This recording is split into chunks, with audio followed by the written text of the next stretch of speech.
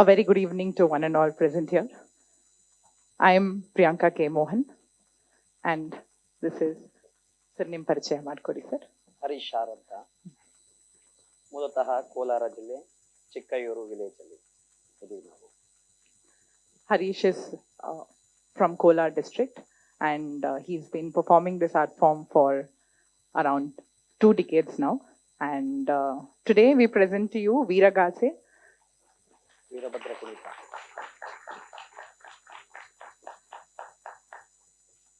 which is actually known as Veerabhadra Kunita, and in the due course of time has been named as Veeragase.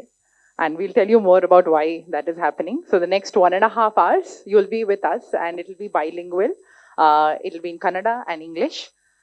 Sit back, enjoy, and it's a interactive session. So that means you'll also be participating with us. So please feel free to join us when we request you to join us.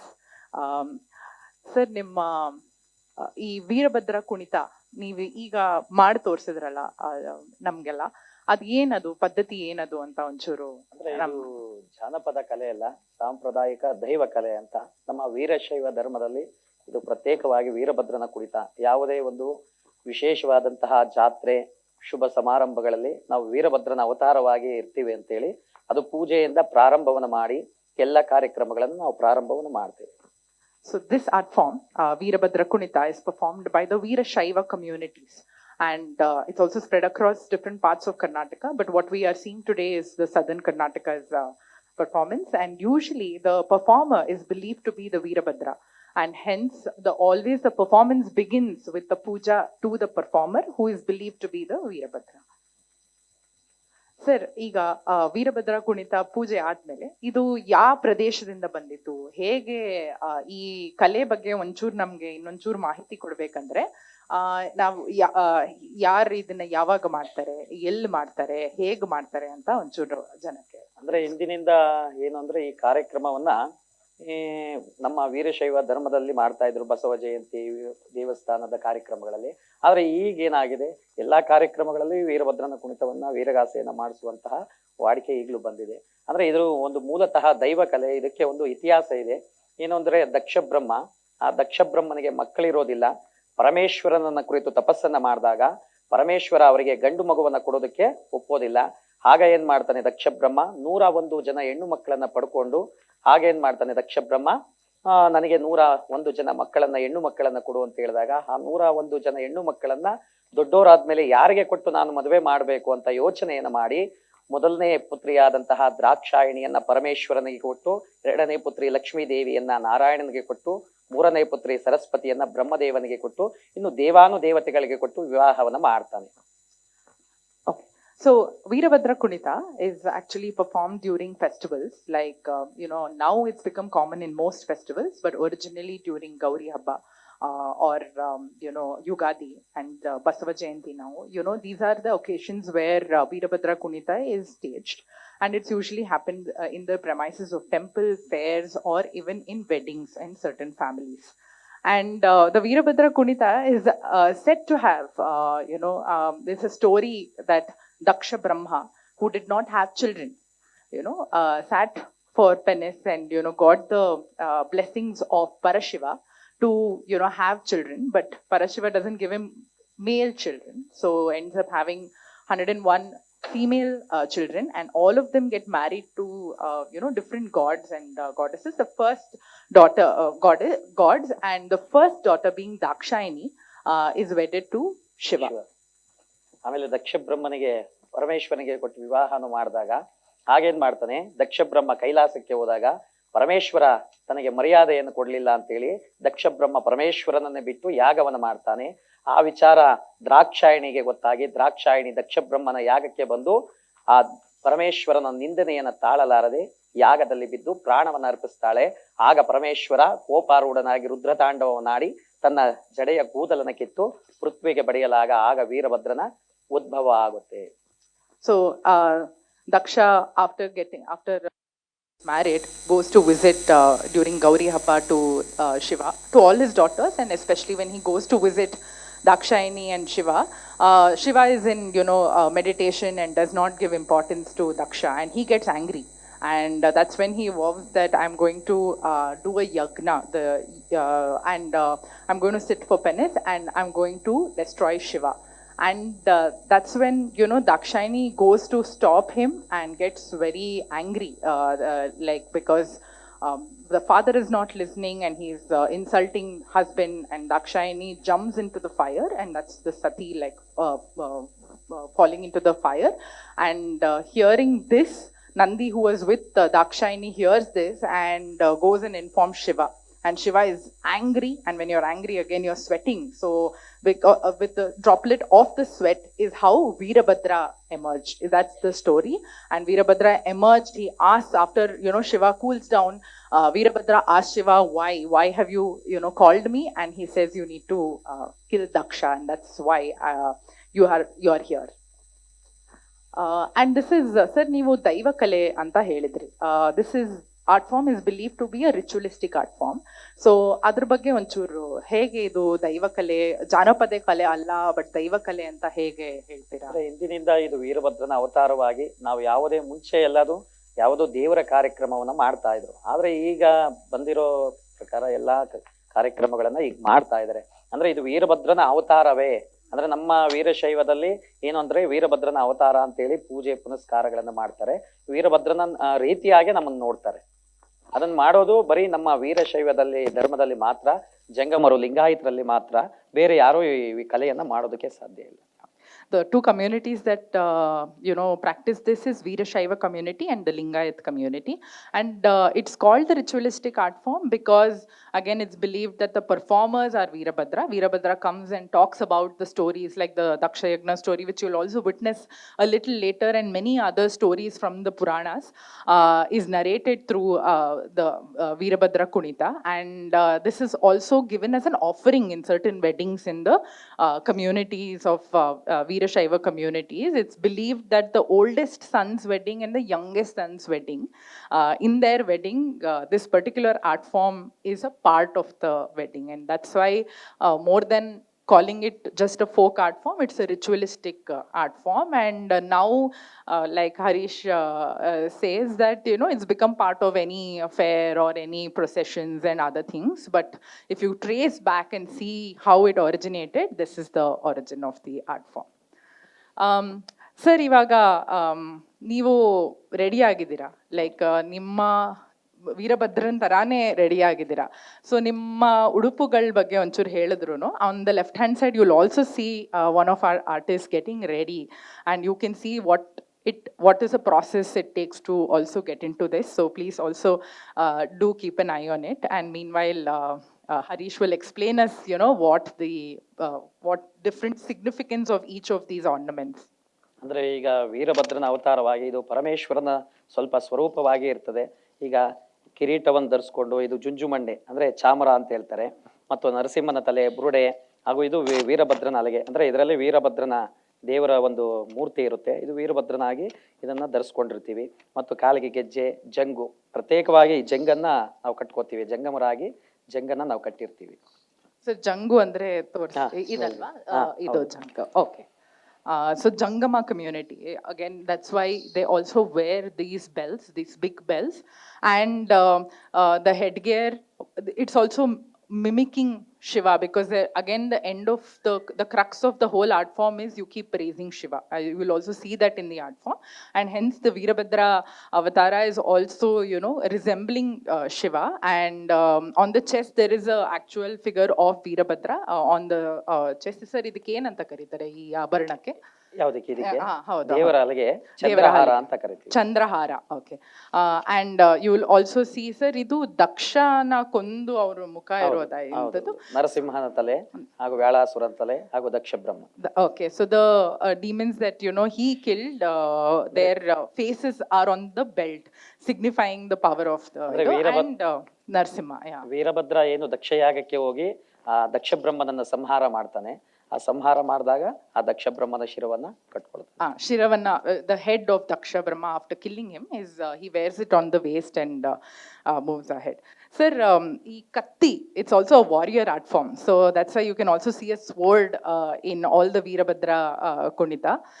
ಈ ಕತ್ತಿಯ ಮಹತ್ವ ಮತ್ತೆ ಇದನ್ನ ಏನಕ್ಕೆ ಅಂದ್ರೆ ಉಪಯೋಗಿಸ್ತೀರಾ ಅಂತ? ವೀರಭದ್ರ ಏನಂದ್ರೆ ಆಯುಧವನ್ನ ಇಟ್ಕೊಂಡೇ ದಕ್ಷ ಯಾಗಕ್ಕೆ ಹೋಗೋದು, ದಕ್ಷ ಬ್ರಹ್ಮನ ಶಿರವನ್ನ ಕತ್ತರಿಸೋದು ತನ್ನ ಕತ್ತಿ ಆಯುಧದಿಂದಲೇ. ಅಂದ್ರೆ ದಕ್ಷ ಬ್ರಹ್ಮ ಅಂದ್ರೆ ವೀರಭದ್ರನ ಹತ್ರ ಎಷ್ಟು ಆಯುಧಗಳಿರ್ತವೆ, ಅದರಲ್ಲಿ ಕತ್ತಿ ಮತ್ತು ಗುರಾಣಿ ಅಂತೇಳಿ ಪ್ರತ್ಯೇಕವಾಗಿ ಇದ್ದೇ ಇರುತ್ತೆ. So it's also believed that there were 4 hands. In some scriptures it says 8 hands Veerabhadra had, and each hand had a different weapon. So the one he's holding here in the dance form is the katti, and you'll also see how they use the katti in different formats and to show the ability of the performer through the performance as well.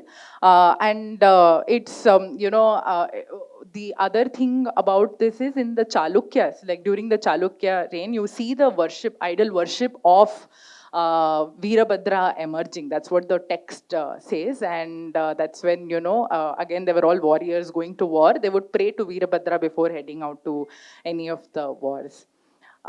Sir, ಇವಾಗ ನಮ್ಮ ಆಡಿಯನ್ಸ್ಗೆ ಒಂದು ಚೂರು ನಿಮ್ಮ ಕುಣಿತ ಹೇಗೆ ನಿಮ್ಮ ಕತ್ತಿ ವರ್ಸೆ ಎಲ್ಲ ತೋರಿಸ್ಕೊಡ್ತೀರಾ? Okay, so we'll just sit back and see some of the movements.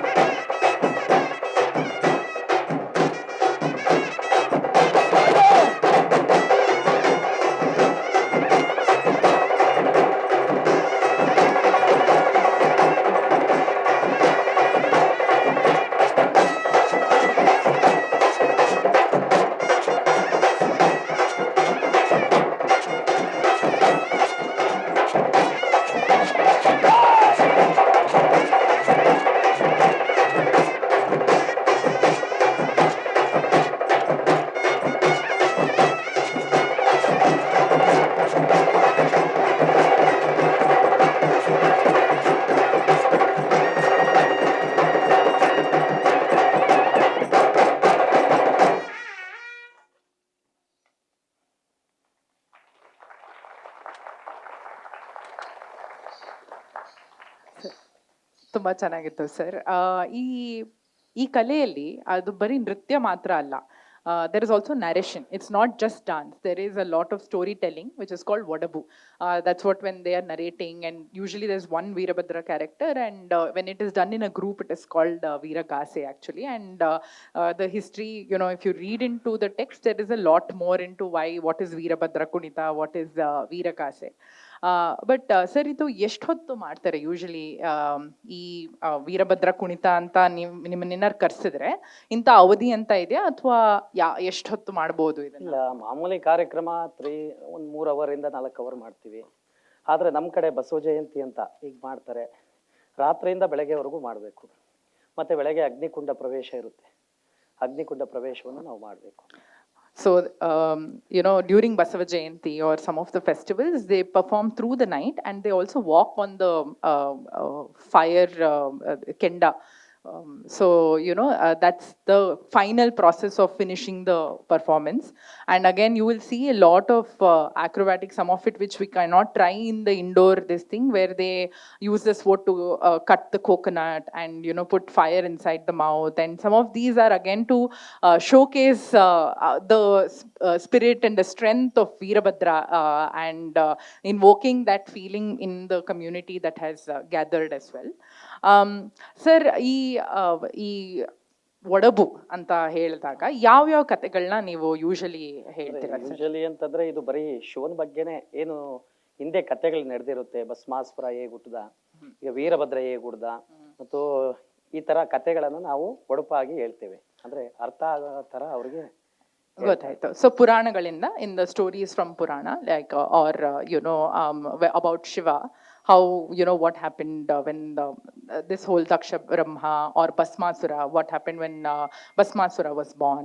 So these are the stories that are narrated through the night. And sir, ಈಗಿನ ಕಾಲದಲ್ಲಿ ಬಸವ ಜಯಂತಿ ದಿನ ಅವ್ರ ಬಗ್ಗೆ ಎಲ್ಲಾನು ಮಾಡ್ತೀರಾ ಅಥವಾ ಇದು ಬರೀ ವೀರಭದ್ರ ಮಾತ್ರ? ಈಗ ಮಾಡ್ತೀವಿ, ಈಗ ಸಿಟಿಲಿ ಅದನ್ನೆಲ್ಲ ಕೇಳೋದಿಲ್ಲ. ಆದ್ರೆ ನಮ್ಮ ವಿಲೇಜ್ ಅಲ್ಲಿ ಏನೀಗ ಬಸವ ಜಯಂತಿ ಮಾಡ್ತಾರೆ, ಅದನ್ನೆಲ್ಲ ಭಕ್ತಿಯಿಂದ ನೋಡ್ತಾರೆ.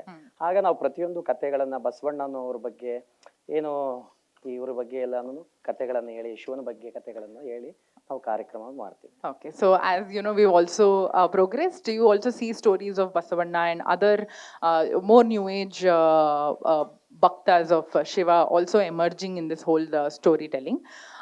So sir, ಈಗ ವಾದ್ಯಗಳು, the instruments that are used, we'll just take a look at it.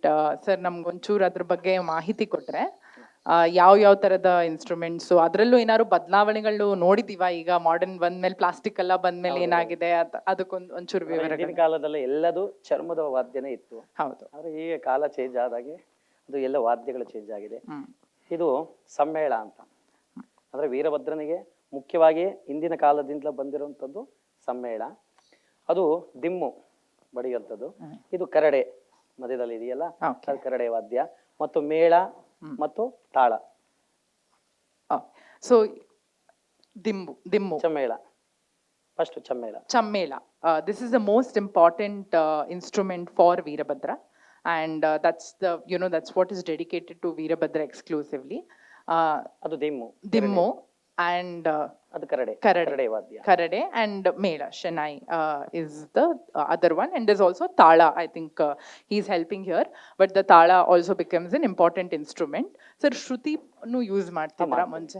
Shruti, because again there's a lot of narration. The narration can't be off pitch, so it also has to be in sync with the Mela. So there's also a Shruti box, now box, earlier Shruti Pettige, which was used this thing. Sir, ಅದೊಂಚೂರು ಹೇಗೆ ಬೇರೆ ಬೇರೆ ವಾದ್ಯಗಳು ನಮ್ ಕಿವಿಗೆ ಹೇಗ್ ಬೀಳುತ್ತೆ ಅಂತ ಒಂದೊಂದಾಗೆ ತೋರಿಸ್ಬೋದಾ sir? ತೋರಿಸ್ಬೋದು, ಒಂದೊಂದೇ ವಾದ್ಯವನ್ನು.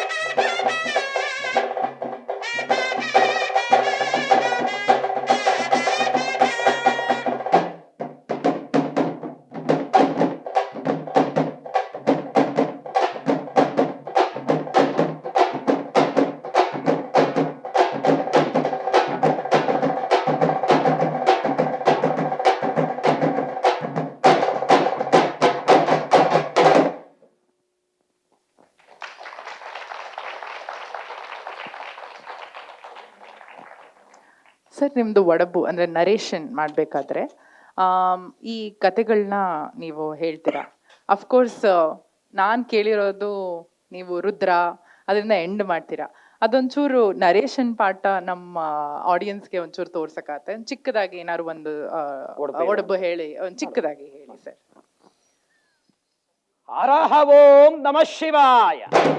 ಫಲರೇ ಭಪ್ಪರೆಂಬುದಾಗಿ ವಕ್ರತುಂಡ ಮಹಾಕಾಯ ಸೂರ್ಯಕೋಟಿ ಸಮಪ್ರಭ ನಿರವಿಘ್ನಂ ಕುರುಮೇ ದೇವ ಸರ್ವ ಕಾರ್ಯೇಷು ಸರ್ವದೆಂದೆನುತ ಕಾರ್ಯಕ್ರಮದ ಪ್ರಥಮ ಭಾಗದಲ್ಲಿ ಸರ್ವ ವಿಘ್ನಗಳಿಗೂ ಒಡೆಯನಾದಂತಹ ಯಾವ ವಿಘ್ನೇಶ್ವರನನ್ನ ಸ್ಮರಿಸಿಕೊಂಡು ಶ್ರೀಮದ್ ಪರಮ ಭಾವನ ಚರಿತ ಚಾರುತರ ಸನ್ಮೋಹನಾಂಗ ಮದನ ಮರ್ದನ ಮಾಯೆ ನಿತ್ಯ ನಿರಂಜನ ನಿಗಮಗೋಚರ ಸಚ್ಚಿದಾನಂದ ನಿತ್ಯ ಪರಿಪೂರ್ಣ ಸಹೃದಯಾನಂದೀಕೃತ ವಂದಿತ ಪೂಜ್ಯ ಶರಣಾರವಿಂದ ರಾಜ್ಯಾಧಿರಾಜ್ಯ ರಾಜ್ಯ ಪರಮೇಶ್ವರ ಶೌರ್ಯ ಪ್ರತಾಪ ಸಿಂಹ ಲಿಂಗದ ವೀರರ ಆರಾಧ್ಯ ದೈವ ಯಾವಯ ನಮ್ಮಯ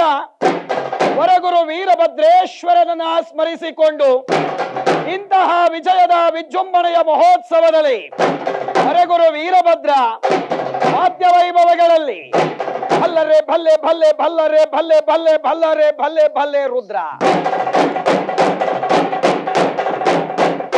ಭಲರೆ ಭಲೆ ಭಲೆ ಭಲರೆ ಭಲೆ ಭಲೆ ಭಲರೆ ಭಲೆ ಭಲೆ Rudra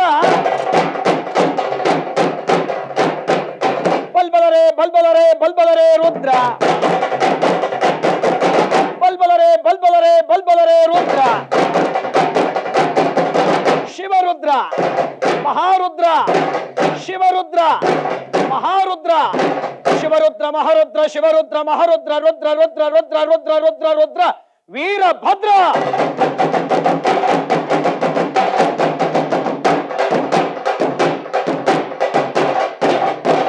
Veerabhadra Veerabhadra Veerabhadra Veerabhadra Veerabhadra Veerabhadra Rudra Rudra Veerabhadra Rudra Rudra Veerabhadra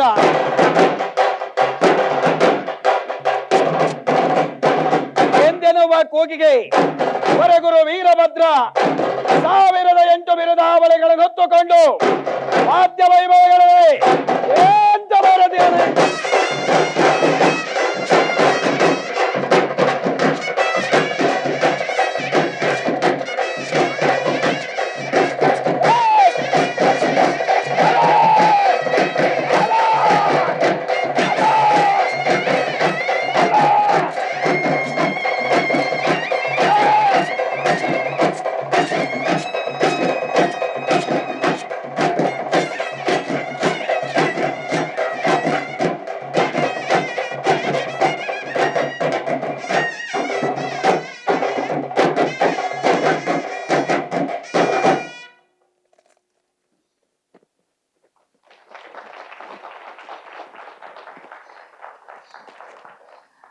So we already mentioned that it's an interactive experience. So you've been sitting for quite some time now.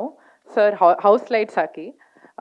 Harish sir, ನಮ್ಮ ಆಡಿಯನ್ಸ್ಗೆ ಈ ಬಲ್ಲರೆ ಬಲ್ಲ ಬಲ್ಲರೆ ರುದ್ರ ಹೇಳಿಸ್ಬೋದಲ್ಲ sir? Are you ready? Even if you're not ready, you don't have a choice actually. Okay. So probably sir ನೀವು ಒಂದ್ಸರಿ ತೋರಿಸ್ಕೊಡಿ, ಅವ್ರು ಆಮೇಲೆ ರಿಪೀಟ್ ಮಾಡ್ತಾರೆ. ಭಲರೆ ಭಲೆ ಭಲೆ ಭಲರೆ ಭಲೆ ಭಲೆ ಭಲರೆ ಭಲೆ ಭಲೆ Rudra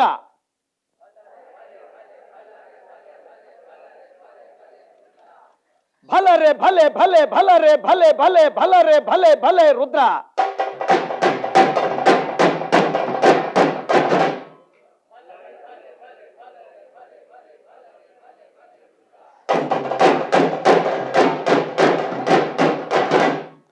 No, this is not acceptable. His one voice and all of you put together is not matching.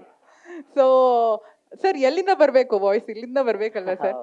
ಒಳಗಿಂದ, like you have to come from inside, okay?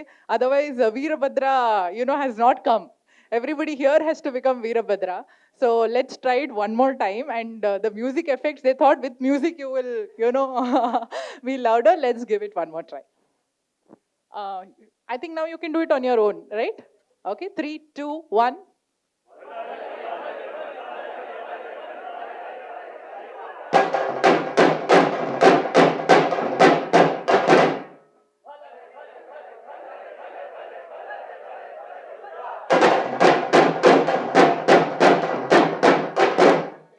Sir ಆಮೇಲೆ ನೀವು ಇನ್ನು ಫಾಸ್ಟ್ ಆಗಿ ಹೇಳಿದ್ರಲ್ಲ ಹಾ. ಅದನ್ನು ಹೇಳ್ಕೊಡಿ ಸರ್.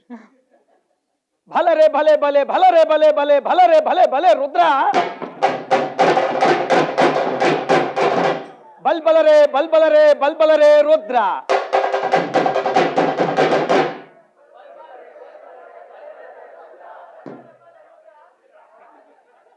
ಬಲ್ಬಲರೆ ಬಲ್ಬಲರೆ ಬಲ್ಬಲರೆ Rudra.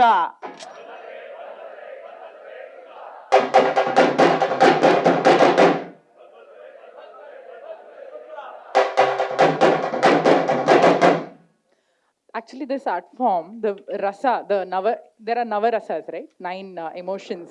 The most important rasa is the raudra, anger. None of it is coming. Please think of your spouses or somebody at home. It will come. So, sir ಇನ್ನೊಂದ್ಸತಿ ಟ್ರೈ ಮಾಡೋಣ. ನಾನು ಹೇಳಿದೆ ಅವ್ರ ಮನೇಲಿರೋನೆಲ್ಲ ನೆನ್ಸ್ಕೊಳ್ಳಿ, ಅವಾಗ ಸಿಟ್ಟು ಆಟೋಮೆಟಿಕ್ ಆಗಿ ಬರುತ್ತೆ ಅಂತ. So will try it one more time, the faster one. Okay, ready? 3, 2, 1, go.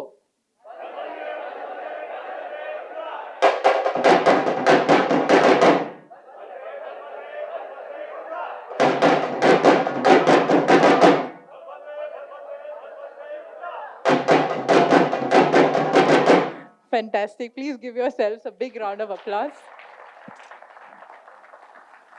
Sir ಇದು ತುಂಬಾ ಈಸಿ ಆಗೋಯ್ತು, ಅವ್ರು ಕೂತ್ಕೊಂಡು ಹೇಳ್ಬಿಟ್ರು. ಒಂದ್ ಹೆಜ್ಜೆ ಹೇಳ್ಕೊಟ್ರೆ ಐ ಥಿಂಕ್ ಅವ್ರು ಇನ್ನೂ ಆ ರೌದ್ರಾವತಾರ ಬರತ್ತೆ, ವೀರಭದ್ರ ಕಾಣಿಸುತ್ತೆ ಇಲ್ಲೆಲ್ಲರಲ್ಲೂ.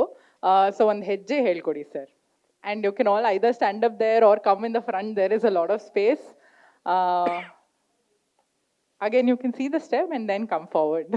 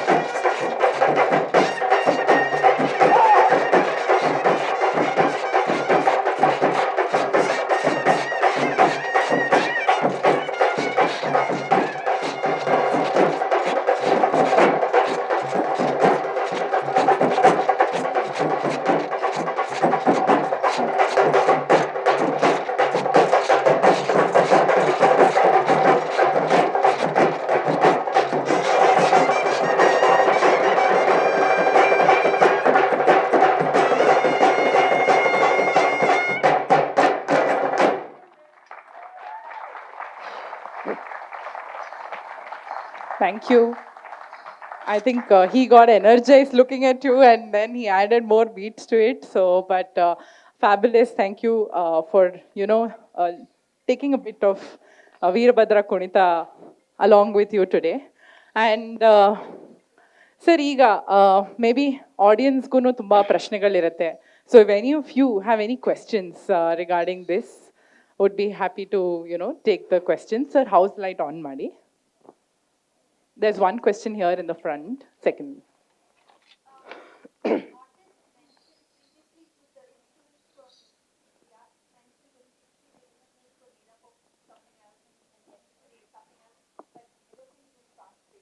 Okay, yeah, sorry. So the instruments were made of the skin of animals earlier. Charma. Charma means the skin of animals. Goat, sir, ಯಾವ್ದು ಪ್ರಾಣಿಗಳು ನಿಮ್ಗೆ ಗೊತ್ತಾ? ಮೇಕೆದೇ ಯೂಸ್ ಮಾಡಿ. Yeah. Goat, sometimes cow. So these are usually used in different instruments. And today that's being replaced by plastic. So if you see, you can also see it visually as well. There's one part of it which is made of the skin of the animal, and the second is, yeah.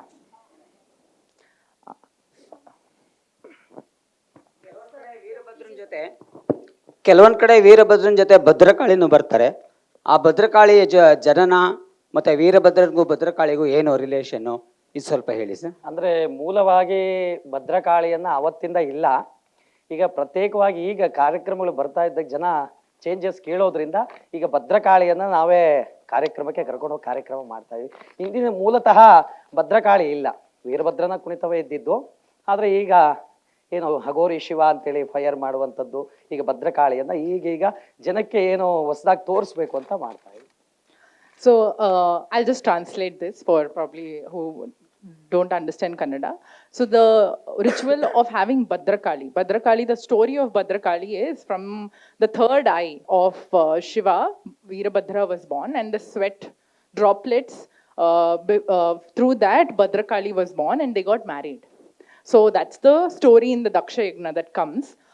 But today in Veerabhadra Kunita, we see Bhadrakali also coming in to tell stories and doing some acrobatics and joining the whole Mela. Otherwise, traditionally, it's not a part of the performance. There were more questions. There's one behind. And then. What is the relationship between this and Yakshagana? I'm a Yakshagana artist, so maybe sir, ನಾನು ಯಕ್ಷಗಾನದ ಬಗ್ಗೆ ಹೇಳ್ತೀನಿ, ಆಮೇಲೆ ನೀವು add ಮಾಡಿ sir. So Yakshagana is also a ritualistic art form where it's given as an offering, but there's no one particular god which Yakshagana will say this is the only god we perform. That's the difference. This is also a ritualistic form where you're offering to the Lord, but here it's very specific to Veerabhadra and Veerashaiva community, and that whole, the angle of community also comes in. In Yakshagana, we don't see that. Like there are different community members and different deities are worshipped in different temples, and the Melas will perform for them. So that's one difference. So ನಿಮ್ಗೇನಾದ್ರು ಅಂದ್ರೆ ಯಕ್ಷಗಾನದಲ್ಲಿ ಇದೊಂದೇ ವೀರಭದ್ರ ಅಂತ ದೇವ್ರಿಗೆ ಮಾತ್ರ ಕುಣಿಯೋಂಥ ಪದ್ಧತಿ ಇಲ್ಲ, ಹಲವಾರು ಪ್ರಸಂಗಗಳು ತಗೋತೀವಿ. ಸೊ ನಿಮ್ಗೇನಾದ್ರು ಆಡ್ ಮಾಡೋದಿದೆಯಾ ಸರ್ ವೀರಭದ್ರ ಕುಣಿತಾಗೂ ಮತ್ತೆ ಯಕ್ಷಗಾನಕ್ಕೂ ಏನಾದ್ರು? ನಮ್ಮ ವೀರಭದ್ರ ಕುಣಿತ ಏನಿದೆ ನಮ್ಮ ಈ ಕಡೆ ಸೀಮಿತವಾಗಿದೆ. ಅಂದ್ರೆ ಕೋಲಾರ, ತುಮಕೂರು ಮತ್ತು ಮಂಡ್ಯ, ಮೈಸೂರು ಹಿತ್ಕಡೆಗೆ. ಉತ್ತರ ಕರ್ನಾಟಕ ಹೋದ್ರೆ ಅದು ಪುರವಂತರು ಅಂತೇಳಿ ವೀರಗಾಸೆನೇ ಇದೇ ತರ ಮಾಡೋದಿಲ್ಲ, ಅವ್ರು ಬೇರೆ ತರ ಚೇಂಜಸ್ ಮಾಡ್ತಾರೆ. ಆದ್ರೆ ನಿಮ್ ಮಂಗಳೂರು ಕಡೆ ಹೋದ್ರೆ ಯಕ್ಷಗಾನದಲ್ಲೇ ಎಲ್ಲ ನೋಡ್ತಾರೆ. ಆದ್ರೆ ನಮ್ ಕಡೆ ಯಕ್ಷಗಾನ ನೋಡುವಂಥದ್ದು ತುಂಬಾ ವಿರಳ. ಹಂಗಾಗಿ ನಮ್ ಕಡೆ ಇದು ಅವತ್ತಿಂದ ಬಂದಿರೋದ್ರಿಂದ ಇದ್ರ ಬಗ್ಗೆ ತುಂಬಾ ಕುತೂಹಲನೂ ಇದೆ, ಅವ್ರಿಗೆ ಇದನ್ನ ಮಾಡ್ಲೇಬೇಕು ಅನ್ನೋದು ಇದೆ. Yeah, so what he says is the regionally, as you move across different parts of Karnataka, you'll see variations, and that's what predominantly here most people don't enjoy in the southern part of Karnataka, the Yakshagana form. They are more used to, seeing a Puja Kunita or Veerabhadra Kunita and whatever is there regionally in there, this thing. Once you move to coastal Karnataka, there you see a lot of Yakshagana or Bhutakola, different ritualistic forms that is performed out there. There was one more question here. So, which Puran mainly this story comes from? Because what I think I read in Sri Mahapurana that Veerabhadra comes from the jata of Shiva. Like he throws it, it is splits into two, and that's where Veerabhadra is born.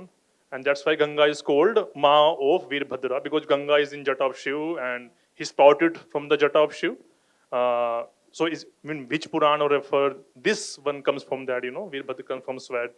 And is he also the Veerbhadra, the second artist? Yes Okay. ವೀರಭದ್ರನೇ ಹೌದು. ಅಲ್ವಾ Okay. ಯಾ ಯಾ sir ಅವ್ರ ಪ್ರಶ್ನೆ ಏನಂದ್ರೆ ಯಾವ ಪುರಾಣದಿಂದ ಈ ಕತೆ ಬಂದಿದೆ, ಅವ್ರು ಓದಿರುವಂತಹ ಪುರಾಣದಲ್ಲಿ ಲೈಕ್ ಜಟೆಯಿಂದ ಬಂದಿರುವುದೇ ವೀರಭದ್ರ ಅಂತ. ಹೌದು ನಿಜ. ಸೊ ನೀವು ಮಾಡುವಂತಹ ಕತೆ ಯಾವ್ದಾದ್ರು ಒಂದು ಸ್ಪೆಸಿಫಿಕ್ ಪುರಾಣದಿಂದ ನೀವು ಆಯ್ದುಕೊಂಡಿರೋದಾ ಅಥವಾ ಅದು ಇಲ್ಲ, ನಮ್ಮ ಪೂರ್ವಿಕರಿಂದ ಬಂದಿರುವಂತ ಕತೆ ಅದನ್ನ ಅವರು ನಡೆಸ್ಕೊಂಡು ಹೋದಂಗೆ ನಾವು ನಡೆಸ್ತಾ ಇದ್ವಿ. ಅವ್ರು ಹೇಳ್ದಂಗೆ ನಿಜಾನೇ. ಆ ವೀರಭದ್ರನ ಬೆವರಿನಿಂದ ಮತ್ತು ಜಟೆಯನ್ನ ಕಿತ್ತು ಪೃಥ್ವಿಗೆ ಈ ಭೂಮಿಗೆ ಹಾಕಿದಾಗ Veerabhadra ಉದ್ಭವಿಸ್ತಾನೆ. So there is a variation, and also these are orally passed on from generation to generation. The story, they have not referred to Puranas or the books to, you know, quoted from there. But what the research we've done and we understood is Kurma and Bhagavata Purana is where these stories have come from. And again, you know, they're like, you know, like I mentioned, some say it's from the third eye, like Veerabhadra came. Some say it's the sweat. Some say it's the hair. So these are, I think, in the oral transmission, some parts of it has been. You know, changed. There was, yeah. Yeah, as the artist said that they are from the Veerashaiva community, what about the musicians? So usually, previously where I have seen Veeragase, the musicians have always been from the Dalit community, but they are not really acknowledged. But music is such a crucial part of the whole, you know, act. So I wanted to ask them how they, you know, don't erase their identities also. True. Sir ಅವ್ರ ಪ್ರಶ್ನೆ ಇವಾಗ ವೀರಭದ್ರನ ಪಾತ್ರ ಮಾಡೋರು ವೀರಶೈವ ಕಮ್ಯುನಿಟಿಯಿಂದ ಬರ್ತಾರೆ, ಆದ್ರೆ ವಾದ್ಯದಲ್ಲಿರೋರು ಅವರು ಯಾವ ಕಮ್ಯುನಿಟಿಯಿಂದ ಇದು ಬರ್ತಾರೆ? ನಮ್ಮ ಕಮ್ಯುನಿಟಿಯಿಂದನೇ ಹಿಂದೆಯಿಂದನೂ ಬರ್ತಾ ಇದ್ದು. Okay. ಈಗ ಬರ್ತಾ ಅದಕ್ಕೆ ಸ್ವಲ್ಪ ಕಡಿಮೆ ಆಗಿರೋದ್ರಿಂದ ಈಗ ಬೇರೆಯವರು ಮಾಡ್ತಾ ಇದ್ದಾರೆ. ಆದ್ರೆ ಇಲ್ಲಿರುವಂತವರೆಲ್ಲ ನಮ್ಮವರೇ ಆಗಿರ್ತಾರೆ. So what he's saying is the musicians are also from the Veerashaiva community earlier, but now again with advancement and youngsters not so keen on taking up, different community people also come in. But I think in particular with Veerabhadra Kunita, all of them belong to that community. It's also because you are performing in the same community, people are also from the same community. That could be the logic of why they are from the community. Yes. Yeah. So I have few questions. Okay. Sure. So first one is for this OTA, that storytelling. Any text is there that means already published or a regional or a school of. So there will be like a school of like a Yakshagana Tenku, Badaku, what we are saying like that. Veerabhadra Kunita, there is a school of variations. Anything is there even within the southern of Kannada? This is my first question. Sir ಇದು ನೀವು ಒಡಬು ಹೇಳ್ತಿರಲ್ಲ, ಅದಕ್ಕೆ ಏನಾದ್ರು ಬರ್ದಿರುವಂತಹ script ಅಂತ ಇದೆಯಾ ಅಥವಾ? ನಮಗಾಗೆ book ಇದೆ, book ಇದೆ, ವೀರಭದ್ರನ ಒಡುಪು ಅಂತ ಹೇಳಿ ಬುಕ್ ಇದೆ. Okay. ಅದರಲ್ಲಿ ಇಲ್ಲದೆ ಇರುವಂತದ್ದು ನಾವು ತಿಳ್ಕೊಂಡು ಅದನ್ನ ಕತೆ ರೂಪವಾಗಿ ಎಲ್ಲ ಏನು ದೇವರ ಕಥೆಗಳನ್ನ ಮಾತ್ರ ನಾವು ಹೇಳುವಂತ. Okay. So they do tell different stories, like we said, right? Basmasura Mohini or Basva Anna. There are Bilvapatra story. So these are all there are text scriptures which has these odabus documented and written, but they also add their own. It's not like the odabu you will hear from him is exactly the same as what you will hear from another artist. So that improvisation is there. And sir ಅವ್ರದ್ದು ಇನ್ನೊಂದು ಅದರಲ್ಲೇ ಪ್ರಶ್ನೆ ಇದ್ದಿತ್ತು, ಬೇರೆ ಬೇರೆ type of Veerabhadra ಕುಣಿತದಲ್ಲಿ ಬೇರೆ like variations ಇದೆಯಾ ಅಂತ. ಇವಾಗ ಯಕ್ಷಗಾನದಲ್ಲಿ 3-4 ತರದ್ದು ವೇರಿಯೇಷನ್ಸ್ ಇದೆ, ಆ ತರ ನಿಮ್ಮ ಕಾಸ್ಟ್ಯೂಮ್ ಎಲ್ಲ ಚೇಂಜ್ ಆಗ್ಬೋದು. ಈಗ ನಮ್ಮ ಶೈಲಿ ಇತ್ ಕಡೆ ಇರೋರ್ದು ಒಂದು ಶೈಲಿ ಇದೆ. ಮೈಸೂರು ಮಂಡ್ಯ ಹೋದ್ರೆ ಅವರು ತಮಟೆಗೆ ಮಾಡ್ತಾರೆ, ಮೈಸೂರಿಗೆ ಹೋದ್ರೆ ಡೋಲು ಇದಕ್ಕೆ ಮಾಡ್ತಾರೆ. ಅಂದ್ರೆ ನಮ್ ಕಡೆ ಏನಿದೆ ಕರಡಿ ವಾದ್ಯಕ್ಕೆ ನಾವು ವೀರಗಾಸೆಯನ್ನು ಮಾಡುವಂತದ್ದು. ಹಾಗೂ ಉತ್ತರ ಕರ್ನಾಟಕ ಹೋದ್ರೆ ಅವ್ರಿಗೆ ಬೇರೆ ಶೈಲಿ ಇದೆ. ಈ ತರ ನಮ್ಮ ಕಾಸ್ಟ್ಯೂಮ್ ಎಲ್ಲ ಹಾಕೊಳ್ಳೋದಿಲ್ಲ. ಅವ್ರು ತಲೆಗೆ ಮಾತ್ರ ಜಡೆ ಇಟ್ಕೊಂಡು ಶಸ್ತ್ರವನ್ನ ಈ ಕೈಗೆಲ್ಲ ಚುಚ್ಕೊಳ್ಳುವಂತದ್ದು, ಬಾಯಿಗೆ ಚುಚ್ಕೊಳ್ಳುವಂತದ್ದು ಅವರು ಆ ಕಡೆ ಮಾಡ್ತಾರೆ. Yeah, so the southern Karnataka, again you will see some variations in the costume and the instruments used. This is the difference, and little bit in the costume colors and everything. But if you go to northern Karnataka, there are the Veerabhadra Kunita team there will poke, they'll do piercing. So these are some of the acts that they do predominantly. So there are styles and it varies as you move from region to region. Only one question. And so like Teyyam or other ritualistic arts, so how they connect the deity? So there are a lot of variations of that. They will show that mirror in one art form, and the instruments used to be inside the Garbhagraha, and they will take that as a symbolizing or a transformation kind of thing. So I could realize that they used to wear that linga, as well as they are wearing that Veerabhadra and that Chandrahara. Apart from that, that worshipping that instrument, anything is there, they are keeping puja, or there's any ritual is there, or they used to keep inside the Garbhagraha, or regular puja will be there. This I want to know. Sir ಪೂಜೆ ಅಂದ್ರೆ ಒಂದೊಂದು ಕಲೆಯಲ್ಲಿ ಗರ್ಭಗುಡಿಲಿ ಅದರದ್ದು ಮಾಡ್ಬೇಕಂತ like ವಾದ್ಯ ಆಗಿರ್ಬೋದು ಅಥವಾ instruments ಗರ್ಭಗುಡಿಲಿ ಇಟ್ಟು ಅದನ್ನ ಆಮೇಲೆ ಪೂಜೆ ಮಾಡಿ ಹಾಕೋತಿದ್ರು. ಆ ಥರ ನಿಮ್ಮಲ್ಲೂ ಏನಾದ್ರು ಇದೆಯಾ? ಕತ್ತಿನ ಅಥವಾ ಬೇರೆ ಬೇರೆ ಆಯುಧಗಳನ್ನ ನೀವು ಯೂಸ್ ಮಾಡೋದನ್ನ ಪೂಜೆ ಮಾಡಿ ತರುವಂತ ಇದು ನಾವು ಮಾಮೂಲಿ ಈ ಪ್ರೋಗ್ರಾಮ್ ಮಾಡೋಕ್ ಮುಂಚೆ ಮನೇಲಿ ಇಟ್ಟು ಪೂಜೆ ಮಾಡುವಂತದ್ದೇ. ಓಕೆ. ಪ್ರೋಗ್ರಾಮ್ ಮಾಡುವಾಗ ನಾವು ತಗೊಂಬಂದು ಪ್ರೋಗ್ರಾಮ್ ಮಾಡ್ತೀವಿ, ಮತ್ತೆ ತಗೊಂಡೋಗಿ ಒಂದು ಮನೆಯಲ್ಲಿ ದೇವ್ರ ಮನೆ ಏನಿದೆ ಅಲ್ಲಿ ಇಟ್ಟು ಅದನ್ನ ಪೂಜೆ ಮಾಡ್ತೀವಿ. ದೇವಸ್ಥಾನದಲ್ಲೂ ಈ ತರ ಮಾಡುವಂತ ಪದ್ಧತಿಗಳಿದೆಯಾ ಅಥವಾ ಬರೀ ಮನೆ ದೇವ್ರ? ಇಲ್ಲ, ಮನೆಯಲ್ಲೇ ಇಟ್ಕೋತಾರೆ. ಈಗೆಲ್ಲ ನಾನು ದೇವಸ್ಥಾನದಲ್ಲಿ ಯಾರು ಇಡಲ್ಲ, ಎಲ್ಲರಿಗೂ ದೇವಸ್ಥಾನ ಇರೋದಿಲ್ಲ. ಪ್ರತ್ಯೇಕವಾಗಿ ಮನೇಲೆ ಇಟ್ಕೋತೀವಿ, ದೇವ್ರ ಮನೇಲಿ ಇಟ್ಕೋತೀವಿ. ಅದ್ರ ಮಡಿ ಮೈಲಿಗೆಯನ್ನ ನೋಡ್ಕೊಂಡು ದೇವ್ರ ಮನೇಲಿ ಇಟ್ಕೊಂಡು ಪ್ರೋಗ್ರಾಮ್ ಅನ್ನ ಮಾಡ್ತೀವಿ ನಾವು. So what he says is they take these back and keep it in the the puja room in the house, and they follow certain rituals before they come for a performance, and because access to temple is not there everywhere, hence they've made it's also evolved. Earlier maybe there were a few teams, and that's what we've seen in different art forms too.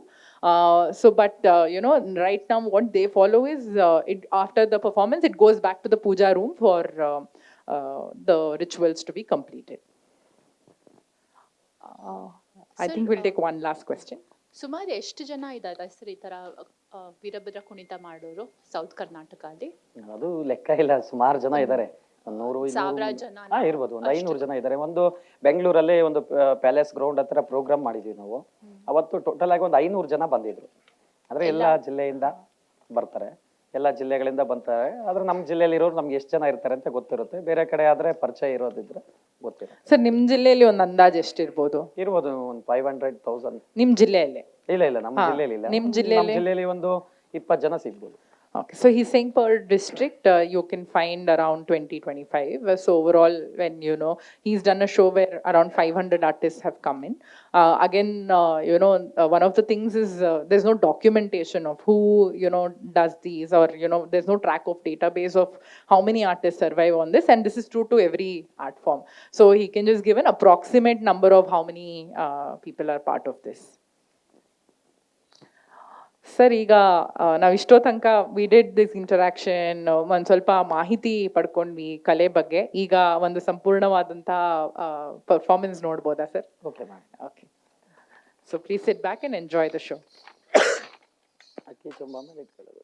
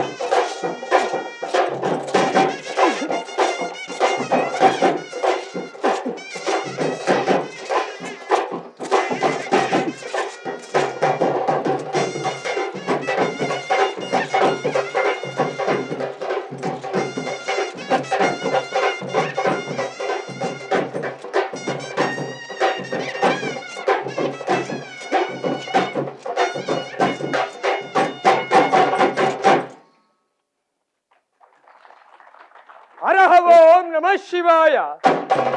ಬಲರೇ ಭಾಪರೇ Rudra ಅಗಜಾನನ ಪದ್ಮಾರ್ಕಂ Gajanana ಮಹರ್ನಿಶಂ ನೇಕದಂತ ಭಕ್ತಾನ Ekadanta ಮುಪಾಸ್ಮಹೇ. ಸಕಲ ವಿಘ್ನಗಳಿಗೆ ಒಡೆಯನಾದಂತಹ ಆ ವರಸಿದ್ಧಿ ವಿನಾಯಕನ ಹಡಿದಾವರಗಳಿಗೆ ವಂದಿಸುತ್ತ ಶ್ರೀಮತ್ ಪರಮ ಪಾವನಾಚರಿತ ಚಾರುತರ ಸನ್ಮೋಹನಾಂಗ ಮದನ ಮರ್ದನ ಮಾಯ ಕೋಲಾಹಲ ನಿತ್ಯ ನಿರಂಜನ ನಿಗಮ ಹದಿಗೋಚರ ಸಚ್ಚಿದಾನಂದ ಪರಿಪೂರ್ಣ ಸಹೃದಯ ನಂದೀಕೃತ ವಂದಿತ ಜ್ಞಾನ ಪ್ರಭಾಮಯ ಆ ರೇಣುಕರಿಗೆ ಗೋತ್ರ ಪುರುಷನಾಗಿ ಎನ್ನ ಹರಿವಿಗೆ ಗುರುವಾದಂತಹ ಎನ್ನ ಗುರುವಿಗೆ ಗುರುವಾದಂತಹ ವರಗುರು ವೀರಭದ್ರೇಶ್ವರನ ಹರಿದಾವರಗಳಿಗೆ ವಂದಿಸುತ್ತ ಸರ್ವಮಂಗಳ ಮಾಂಗಲ್ಯೆ ಶಿವೇ ಸರ್ವಾರ್ಥ ಸಾಧುಕೆ ಶರಣ್ಯೆ ತ್ರೈಂಬಕೆ ದೇವಿ ನಾರಾಯಣಿ ನಮೋಸ್ತುತೆ ಎಂತೆಂಬುದಾಗಿ ವೀರಭದ್ರೇಶ್ವರನ ಪ್ರಿಯ ಸತಿಯಾದಂತಹ ತಾಯಿ ಭದ್ರಕಾಳಿ ದೇವಿಯ ಅಡಿದಾವರಗಳಿಗೆ ವಂದಿಸುತ್ತ ಹರಹ ಓಂ ನಮಃ ಶಿವಾಯ, ಹರಹ ಓಂ ನಮಃ ಶಿವಾಯ. ನುಡಿದರೆ ಮುತ್ತಿನ ಹಾರದಂತಿರಬೇಕು, ನುಡಿದರೆ ಮಾಣಿಕ್ಯದ ದೀಪ್ತಿಯಂತಿರಬೇಕು, ನುಡಿದರೆ ಸ್ಫಟಿಕದ ಸಲಾಕೆಯಂತಿರಬೇಕು, ನುಡಿದರೆ ಗುಡಿಯೊಳಗಿರುವ ಲಿಂಗಪ್ಪ ಮೆಚ್ಚಿ ಹೌದೌದು ಎನ್ನಬೇಕು. ನುಡಿಯಲಾದರೆ ನುಡಿ ವೀರಭದ್ರ ವೀರಭದ್ರ ವೀರಭದ್ರ ಎಂತೆಂಬುವ ನಾಮೃತವನ ನುಡಿ ಎಂತೆಂಬುದಾಗಿ ಅನ್ನಪೂರ್ಣೆ ಸದಾಪೂರ್ಣೆ ಶಂಕರ ಪ್ರಾಣವಲ್ಲಭೆ ಜ್ಞಾನ ವೈರಾಗ್ಯ ಸಿದ್ಧ್ಯರ್ಥಂ ಭಿಕ್ಷಾಂ ದೇಹೇ ಚ ಪಾರ್ವತಿ ಎಂತೆಂಬುದಾಗಿ ನನ್ನ ಮನಭಕ್ತಿ ಪೂರ್ವಕದಲ್ಲಿ ಅನ್ನಪೂರ್ಣೇಶ್ವರಿಯನ್ನ ಸ್ಮರಿಸಿಕೊಂಡು ತಾಯಿ ಜಗನ್ಮಾತೆ ವರನಾಡು ಸುಕ್ಷೇತ್ರದಲ್ಲಿ ಜಗನ್ಮಾತೆ ಅನ್ನಪೂರ್ಣೇಶ್ವರಿಯಾಗಿ ನೆಲೆಗೊಂಡಿದ್ದಾಳೆ. ಅದೇ ರೀತಿಯಾಗಿ ತಾಯಿ ಜಗನ್ಮಾತೆ ಸಿಗಂದೂರಿನಲ್ಲಿ ಚೌಡೇಶ್ವರಿಯಾಗಿ ನೆಲೆಗೊಂಡಿದ್ದಾಳೆ. ತಾಯಿ ಜಗನ್ಮಾತೆ ಶೃಂಗೇರಿಯಲ್ಲಿ ಶಾರದಾಂಬೆಯಾಗಿ ನೆಲೆಗೊಂಡಿದ್ದಾಳೆ. ಕಟೀಲಿನಲ್ಲಿ ದುರ್ಗಾ ಪರಮೇಶ್ವರಿಯಾಗಿ ನೆಲೆಗೊಂಡಿದ್ದಾಳೆ. ನಮ್ಮ ಮೈಸೂರು ನಗರದಲ್ಲಿ ಚಾಮುಂಡೇಶ್ವರಿಯಾಗಿ ನೆಲೆಗೊಂಡಿದ್ದಾಳೆ. ಕಂಚಿಯಲ್ಲಿ ಕಾಮಾಕ್ಷಿಯಾಗಿ ನೆಲೆಗೊಂಡಿದ್ದಾಳೆ. ಮಧುರೆಯಲ್ಲಿ ಮೀನಾಕ್ಷಿಯಾಗಿ ನೆಲೆಗೊಂಡಿದ್ದಾಳೆ. ತಾಯಿ ಜಗನ್ಮಾತೆ ಕಾಶಿ ಸುಕ್ಷೇತ್ರದಲ್ಲಿ ವಿಶಾಲಾಕ್ಷಿಯಾಗಿ ನೆಲೆಗೊಂಡಿದ್ದಾಳೆ. ನಮ್ಮ ತಲಕಾಡಿನಲ್ಲಿ ಕಾವೇರಿಯಾಗಿ ನೆಲೆಗೊಂಡಿದ್ದಾಳೆ. ಇದೇ ರೀತಿಯಾಗಿ ತಾಯಿ ಜಗನ್ಮಾತೆಯನ್ನ ಎನ್ನ ಮನಭಕ್ತಿ ಪೂರ್ವಕದಲ್ಲಿ ವಂದಿಸುತ್ತಾ ವಾದ್ಯ ವೈಭವಗಳಲ್ಲಿ ಐಗಿರಿ ನಂದಿನಿ ನಂದಿತ ಮೇದಿನಿ ವಿಶ್ವ ವಿನೋದಿನಿ ನಂದನುತೆ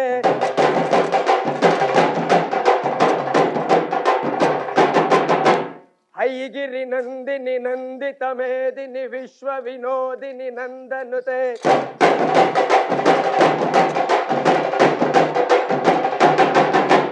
ಗಿರಿವರ ವಿಂಧ್ಯ ಶಿರೋಮಿಣಿ ವಾಸಿನಿ ವಿಷ್ಣು ವಿಲಾಸಿನಿ ಜಿಷ್ಣುನುತೆ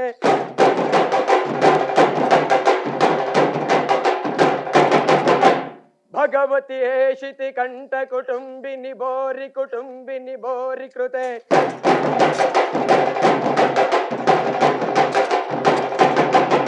ಜಯ ಜಯ ಹೇ ಮಹಿಷಾಸುರ ಮರ್ದಿನಿ ರಮ್ಯ ಕಪರ್ದಿನಿ ಶೈಲಸುತೆ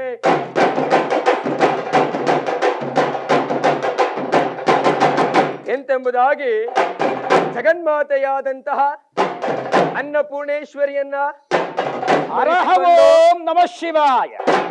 ಯಾವ ಜಗದೀಶ್ವರ ಜಗತ್ರಕ್ಷಕ ಲೋಕವನ ಕಾಯುವಂತಹ ಪರಮೇಶ್ವರನನ್ನ ಸ್ಮರಿಸಿಕೊಂಡು ವಾದ್ಯ ವೈಭವಗಳಲ್ಲಿ ಕಾಲ ಭೈರಾಷ್ಟಕವನ ನೆನೆಯುತ್ತ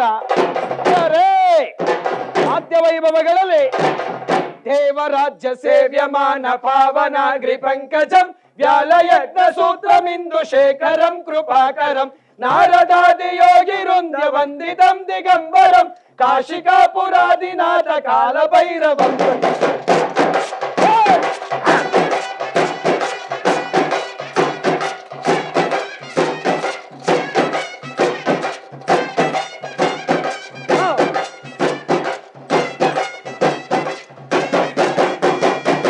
ದೇವರಾಜ್ಯ ಸೇವ್ಯಮಾನ ಪಾವನಾಗ್ರಿ ಪಂಕಜಂ ವ್ಯಾಲಯಜ್ಞ ಸೂತ್ರಮಿಂದು ಶೇಖರಂ ಕೃಪಾಕರಂ ನಾರದಾದಿ ಯೋಗಿ ವೃಂದ ವಂದಿತಂ ದಿಗಂಬರಂ ಕಾಶಿಕಾಪುರಾದಿನಾಥ ಕಾಲ ಭೈರವಂ.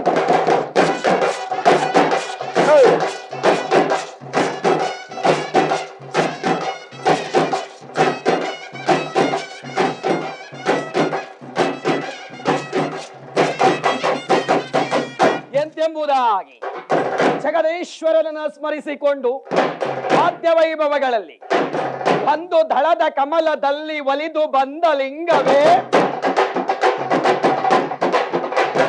ಎರಡು ದಳದ ಕಮಲದಲ್ಲಿ ಎದ್ದು ಬಂದ ಲಿಂಗವೇ, ಮೂರು ದಳದ ಕಮಲದಲ್ಲಿ ಮೂಡಿ ಬಂದ ಲಿಂಗವೇ, ನಾಲ್ಕು ದಳದ ಕಮಲದಲ್ಲಿ ನಾಗ ಜ್ಯೋತಿಲಿಂಗವೇ, ಐದು ದಳದ ಕಮಲದಲ್ಲಿ ಐಕ್ಯವಾದ ಲಿಂಗವೇ, ಆರು ದಳದ ಕಮಲದಲ್ಲಿ ಹಾರಿ ಬಂದ ಲಿಂಗವೇ, ಏಳು ದಳದ ಕಮಲದಲ್ಲಿ ಎದ್ದು ಬಂದ ಲಿಂಗವೇ, ಎಂಟು ದಳದ ಕಮಲದಲ್ಲಿ ಶ್ರೀಕಂಠನಾಥ ಲಿಂಗವೇ, ಒಂಬತ್ತು ದಳದ ಕಮಲದಲ್ಲಿ ಒಲಿದು ಬಂದ ಲಿಂಗವೇ, ಹತ್ತು ದಳದ ಕಮಲದಲ್ಲಿ ಹತ್ತಿ ಬಂದ ಲಿಂಗವೇ, ಹನ್ನೊಂದು ದಳದ ಕಮಲದಲ್ಲಿ ನಂದವಾದ ಲಿಂಗವೇ, ಹನ್ನೆರಡು ದಳದ ಕಮಲದಲ್ಲಿ 12 ಜ್ಯೋತಿರ್ಲಿಂಗವೇ. ಓಂ ನಮಃ ಶಿವಾಯ ಗುರುವೇ, ಓಂ ನಮಃ ಶಿವಾಯ.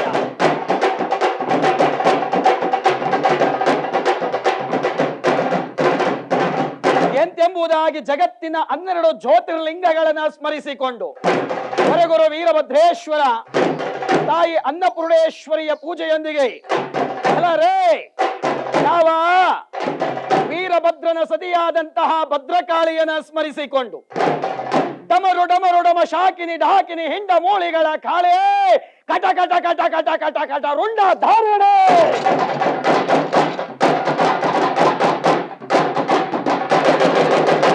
ಡಮರು ಡಮರು ಡಮ ಶಾಕಿನಿ ಢಾಕಿನಿ ಹಿಂಡ ಮೂಳಿಗಳ ಕಾಳೆ ಕಟ ಕಟ ಕಟ ಕಟ ಕಟ ಕಟ ಕಟ ರುಂಡ ಧಾರಣೆ.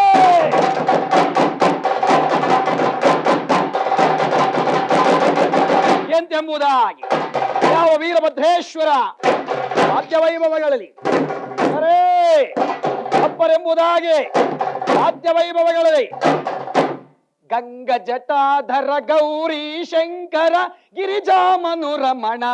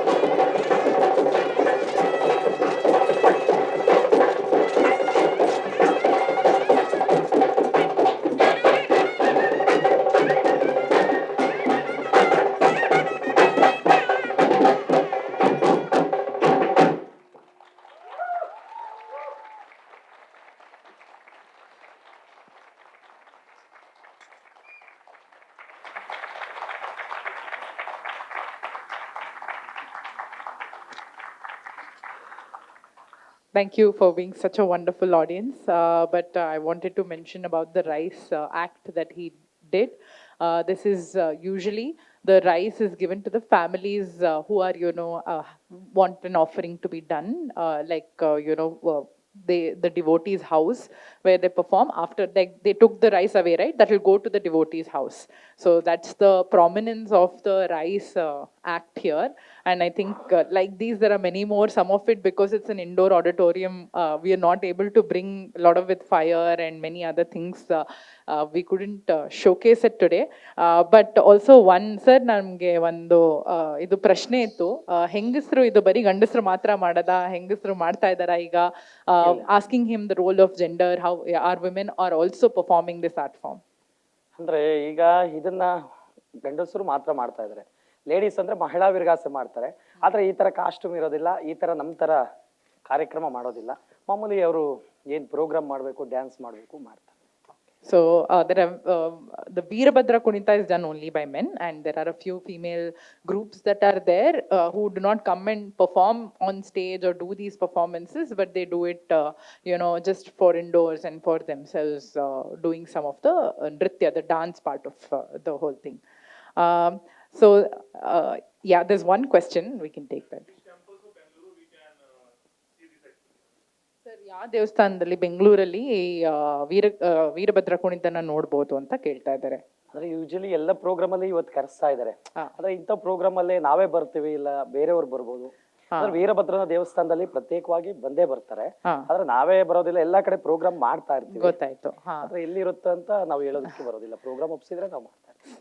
So there's no particular, all Veerabhadra temples will have a Veerabhadra Kunita. But who will perform, when it will happen, it will be during the festivities, but there's no specific guide to say when you can go, where you can go and watch. ಜಾತ್ರೆ, but again ಅಲ್ಲಿ ಸುಮ್ಮನೆ processions ತರ ಇವಾಗ right now it's become just a part of procession, walk ಮಾಡ್ಕೊಂಡು ಹೋಗೋದು. But this whole kind of act will happen during festivals, Ugadi ಆಗಿರ್ಬೋದು, ಗೌರಿ ಹಬ್ಬ in the Veerabhadra temple.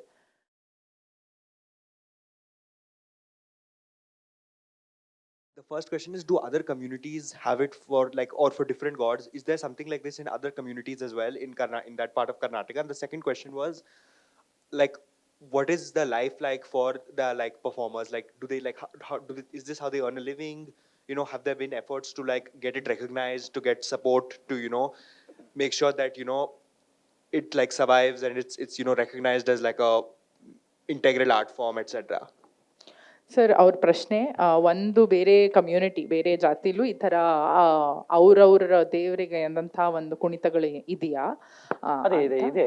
ಅದು ಪ್ರತ್ಯೇಕವಾಗಿ ಜನಾಂಗಕ್ಕೆ ಇದೆ. ಈಗ ನಮ್ಮ ವೀರಶೈವ ಧರ್ಮದಲ್ಲಿ ವೀರಗಾಸೆ, ಮತ್ತು ಕುರುಬರ ಜನಾಂಗದಲ್ಲಿ ಡೊಳ್ಳು ಕುಣಿತ, ಮತ್ತೆ ಏನು ತಮಟೆ, ಮತ್ತೆ ಒಂದೊಂದು ಇದಕ್ಕೆ ಒಂದೊಂದು ಜನಪದ ಕಲೆ ಸೀಮಿತವಾಗಿದೆ. ಆದ್ರೆ ನಾವೆಲ್ಲಾ ಜಾತಿ ಧರ್ಮದಲ್ಲೂ ನಾವು ಕಾರ್ಯಕ್ರಮ, ದೇವರ ಕಾರ್ಯಕ್ರಮ, ಉತ್ಸವಗಳನ್ನು ನಾವು ಮಾಡೇ ಮಾಡ್ತೀವಿ. So yes, there in different communities there are different art forms. It's may not be exactly this format, but there are community specific art forms that are there. Sir, ಅವ್ರ ಎರಡನೇ ಪ್ರಶ್ನೆ, ನೀವು ಇವಾಗ ಇದರಲ್ಲಿ ಕಲಾವಿದರಾಗಿದ್ದೀರಾ, ನಿಮ್ಮ ಎಷ್ಟು ವರ್ಷಗಳ ತನಕ ನೀವು ಇದನ್ನ ಮಾಡ್ಕೊಂಡು ಹೋಗ್ಬೋದು, ಅಥವಾ ನೀವು ಹಿರಿಯರು ನೋಡಿರೋ ತರದ್ದು ನಿಮ್ಗೆ ಯಾವ ತರದ ಸಪೋರ್ಟ್ ಸಿಗುತ್ತೆ? ಸರ್ಕಾರ ಇದನ್ನ ರೆಕಗ್ನೈಸ್ ಮಾಡಿದ್ಯಾ ಒಂದು ಕಲೆ ಅಂತ? ಸೊ ಅದ್ರ ಬಗ್ಗೆ ಒಂಚೂರು ಮಾಹಿತಿ. ಅಂದ್ರೆ ಇದರಲ್ಲಿ ಈಗ ನಮ್ಮ ಪೂರ್ವಿಕರಿಂದ ನಾವು ಮಾಡ್ಕೊಂಡು ಹೋಗ್ತಾ ಇರ್ತೀವಿ. ಮುಂದೆ ಯಾರು ಮಾಡ್ತಾರೋ ಬಿಡ್ತಾರೋ ನಾವು ನಡೆಸ್ತಾ ಇದೀವಿ. ಆದ್ರೆ ಏನು ಗೌರ್ಮೆಂಟ್ ಇಂದ ಏನ್ ಬರುತ್ತೆ ಅದೆಲ್ಲ ಸುಮ್ಮನೆ ನಾಮಕಾವ್ಯವಸ್ಥೆ, ಯಾರಿಗೋ ಬರೋರಿಗೆ ಬರುತ್ತೆ. ಕಲಾವಿದರಲ್ದಿದ್ದವರೇ ಬೇಕಾದಷ್ಟು ತಿಂತಾ ಇದ್ದಾರೆ. ಕಲಾವಿದರು ಎಷ್ಟೋ ಜನ ಮೂಲೆ ಗುಂಪಾಗಿ ಹಂಗೆ ಇದ್ದಾರೆ. ಅಂದ್ರೆ ಗೌರ್ಮೆಂಟ್ ಇಂದ ಏನು ಈಗೇನು ಸೌಲಭ್ಯ ಇಲ್ಲ. ಏನು 60 ವರ್ಷ ಆದ್ಮೇಲೆ ನಾವು ರಿಟೈರ್ಮೆಂಟ್ ತಗೊಳ್ಳೋವಾಗ ಏನು ಒಂದು ಗೌರ್ಮೆಂಟ್ ಇಂದ ಏನಾದರೂ ಸಂಭಾವನೆ ಕೊಡಬಹುದು, ಅದಕ್ಕೆ ಎಲ್ಲಾ ತರಹದ ದಾಖಲೆಗಳು ನಾವು ಇವತ್ತಿಂದ ಇಟ್ಕೊಂಡು ಹೋಗಿ ನಾಳೆ ಹೋದಾಗ ಮಾತ್ರ ಸಿಗುತ್ತೆ. ಈಗ ಸದ್ಯದ ಮಟ್ಟಿಗೆ ನಮ್ಗೇನು ಗೌರ್ಮೆಂಟ್ ಇಂದ ಏನು ಬರ್ತಾ ಇಲ್ಲ. ಆದ್ರೆ ಗೌರ್ಮೆಂಟ್ಗೆ ನಾವು ಪ್ರೋಗ್ರಾಮ್ ಮಾಡ್ಕೊಡ್ಬೋದು. ಆದ್ರೆ ಅದು ಬರುವಂತದ್ದು 6 ತಿಂಗಳು, ವರ್ಷ ಆಗುತ್ತೆ ನಮಗೆ ಪೇಮೆಂಟ್ ಬರುವಂತದ್ದು. ಅದು ಮಾಡಬಹುದು ಅಥವಾ ಬಿಡಬಹುದು. Yeah, story of every artist, and that's one of the reasons why we started Twarita Collective also, to say how do we make it more sustainable, because government grants, government do recognize, all of these are listed in the website. If you go to Kannada Culture or Ministry of Culture, all of them will be listed, but who gets it, the kind of barriers that are there, the paperworks that are there. Like as an artist, I don't know whether to focus on my art form or to fill these paperwork. And like he said, most of them who get the grants or this thing also become people who are not even practicing the art form. They know that there's a source of money, you can get money, and it happens. One avenue that the government provides is in all the government shows that they invite, there is a good pay that they give for the government shows. But again, there is a lot of rat race to get into that bucket, and once you perform, you don't know when you'll get the money. It could be 6 months, 1 year, or sometimes more than 1 year as well. ಅಂದರೆ ನಮ್ಮದೇ ಅಂತ union ಏನಿಲ್ಲ, ನಮ್ಮದೇ ಆದರೆ ಒಂದು team ಮಾಡ್ಕೊಂಡಿರ್ಬೋದು. ಇದರಲ್ಲಿ union ಅಂತ ಏನು ಮಾಡಿಲ್ಲ ಸದ್ಯಕ್ಕೆ. Illa, I mean, as far as I also know, none of the artists have a union. They do voice it, but there is no power in the voice. Like it needs more power to reach the right set of ears, and it's not a priority for many. I think there was one question there. Oh, next. Sir. Yeah. Okay.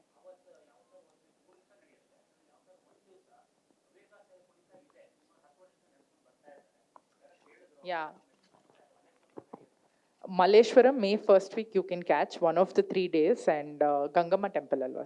Gangama Temple in Malleshwaram, May 1st week you can catch your performance. Yeah. Sir, ಮೊದಲು ನಿಮಗೆ ಮತ್ತೆ ನಿಮ್ಮ ತಂಡಕ್ಕೆ ಧನ್ಯವಾದಗಳು.